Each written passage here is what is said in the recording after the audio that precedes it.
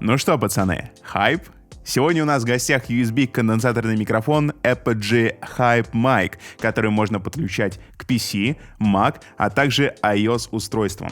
Всем привет! Вы находитесь на канале «Давай запишем», где мы говорим о про-аудио.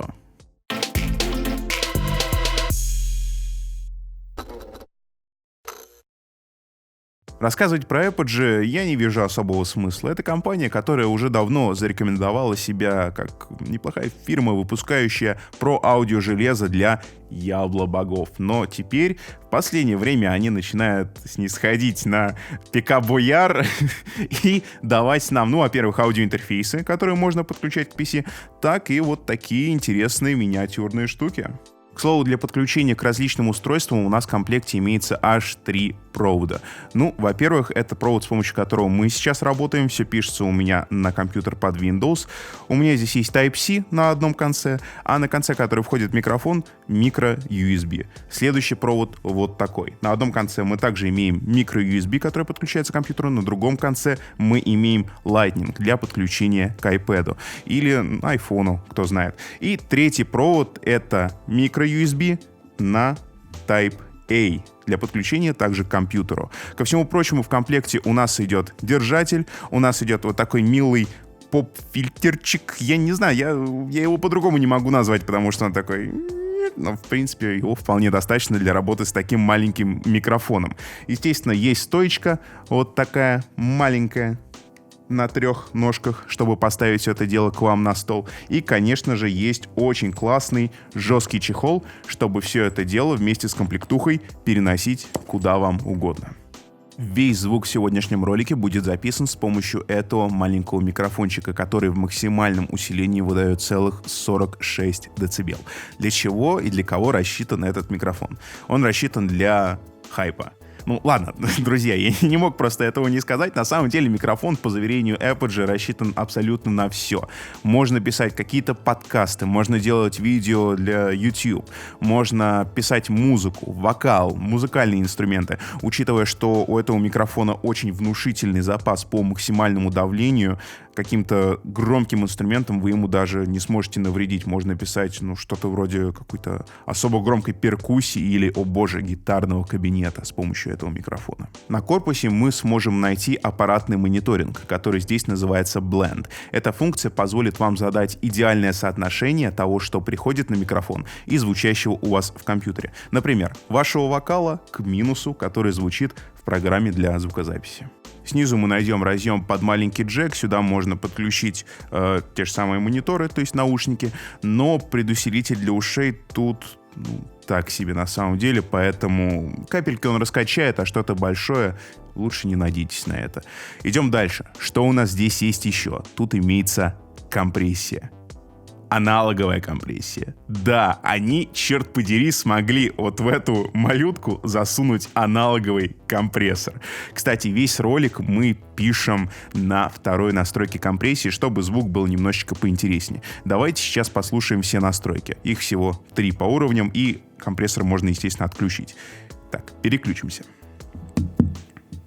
Сейчас звучит 3-я настройка компрессора. Звук стал таким очень плотным, то есть это уже такая благородная радийность, но при этом очень сильно лезет помещение, потому что все-таки для такой компрессии нужно и заглушенное помещение иметь. Идем дальше. Так, вот сейчас звук у нас вообще без какой-либо компрессии. Я еще на этом звуке чуть-чуть попозже поговорю, чтобы вы могли сравнить. Это первая настройка компрессора, она самая маленькая, и на самом деле лучше писать с ней какой-нибудь вокал, или если вы делаете подкаст. То есть это такая первоначальная компрессия, которая позволит уже дальше вам более удобно работать с записанным материалом.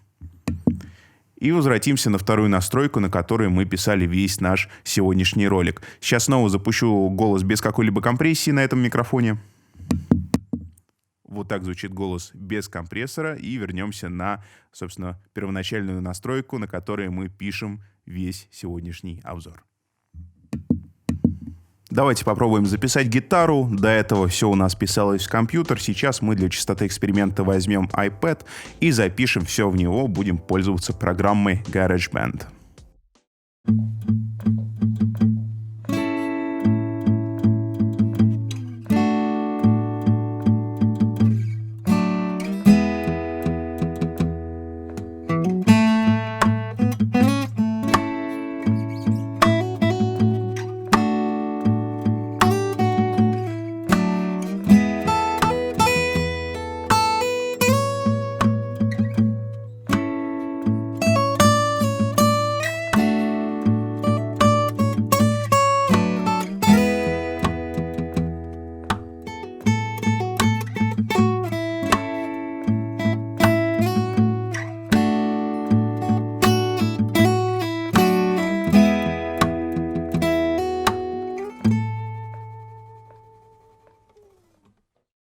Раз уж это не просто микрофон, но и целая звуковая карта, давайте посмотрим, что у нас творится с драйверами на компьютере.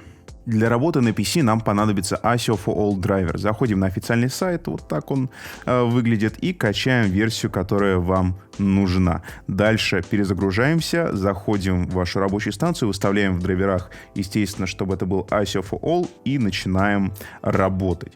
По роутингу у нас все вполне стандартно. 2 входа, 2 выхода. Хотя, почему 2 входа? Тут все-таки моно, это странно, но все же. Вот. И я бы вам хотел показать не задержку, потому что задержка тут есть аппаратная, гитарного входа нет, поэтому зачем вам нужна задержка в программе? Я хотел бы вам показать, как, подключить этот микрофон к Windows и общаться с помощью того же самого Skype. Открываем настройки звука. И здесь мы видим, у нас появляется HypeMic в качестве головных телефонов и HypeMic в качестве микрофона. Просто делаем эти устройства по умолчанию, и микрофон, а вернее звуковая карта, которую мы сегодня имеем у нас на обзоре, делается стандартным устройством в том же самом Skype, в котором можно общаться.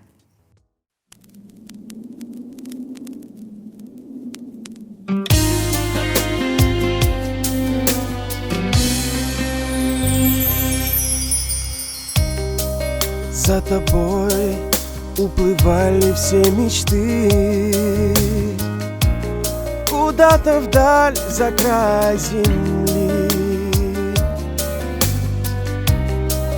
Ничего не оставила мне ты, только холод, пустоты. Я любил тебя, как любят в жизни только раз.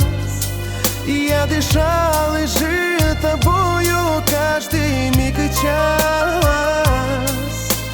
За все прости, но отпусти. Ну, похайпили немножко и хватит. Теперь давайте подведем черту и поговорим, что же мы имеем в итоге. Это Apogee.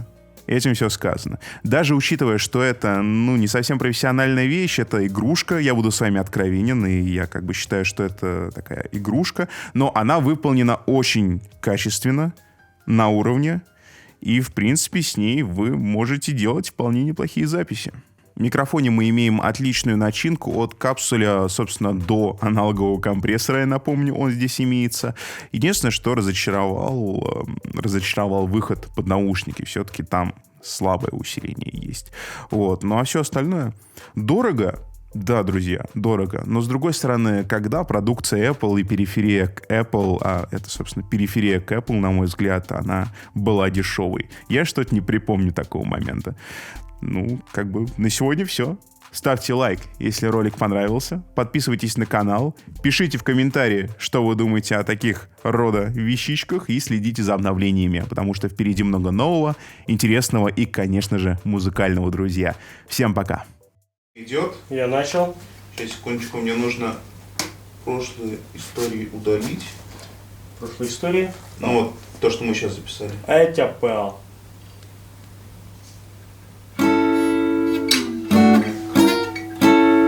Экранка идет, звук, пошел.